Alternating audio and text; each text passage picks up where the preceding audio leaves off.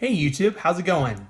This is Eric. I wanted to make a video real quick and just show some of the things that I've been thinking about in terms of recording and actually producing content just directly on an iPhone.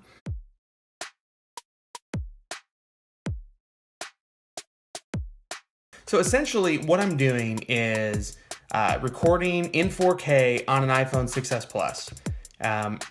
One of the things that's been coming up a lot with some of my friends is the iPhone 7 and actually using that as a camera for video content on YouTube. Yeah, so I'm recording in 4K with the back camera, but I can see myself.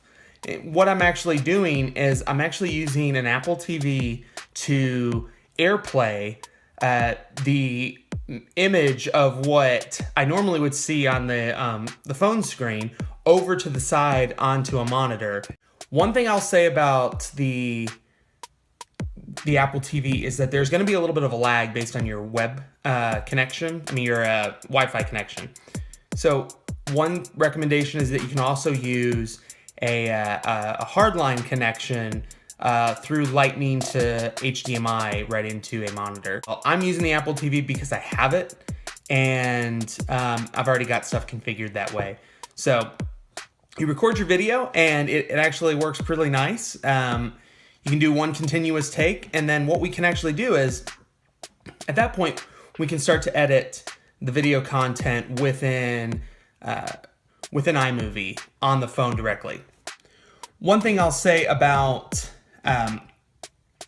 using the phone is that it's kind of hard sometimes to see everything that you want to see. Again, why I'm using the Apple TV is kind of for this reason, to kind of give me an external monitor kind of a feeling. It's a mirror, so it's not a perfect situation.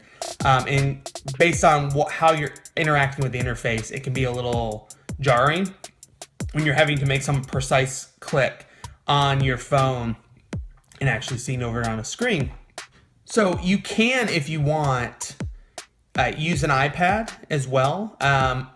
My kind of solution for everything is to airdrop things back and forth between devices. That's a very easy way, especially if it's a local network. You're not using any data for it. It's just a nice, simple way to just fire data back and forth between devices.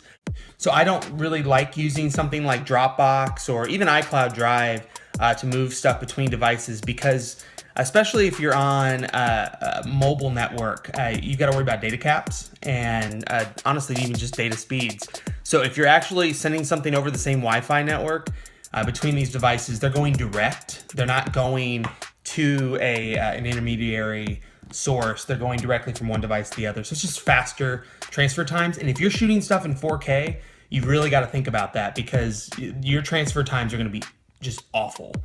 So I edit everything in iMovie. I think it's a great, slice and dice editor on the iPhone and iPad. I think it works really great. Obviously, it's not going to win you an Oscar by using it, but it's good to use something that gives you a little bit of limitation.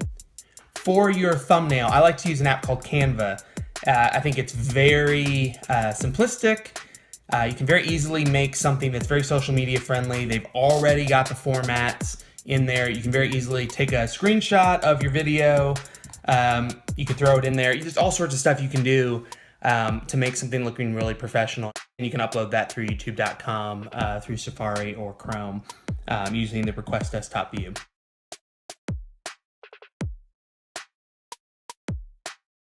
I would love to hear any questions, comments, gratuitous snide remarks from you about things that I have suggested here, maybe things that you've learned. I'd love to hear your thoughts on it, and yeah, have a great day.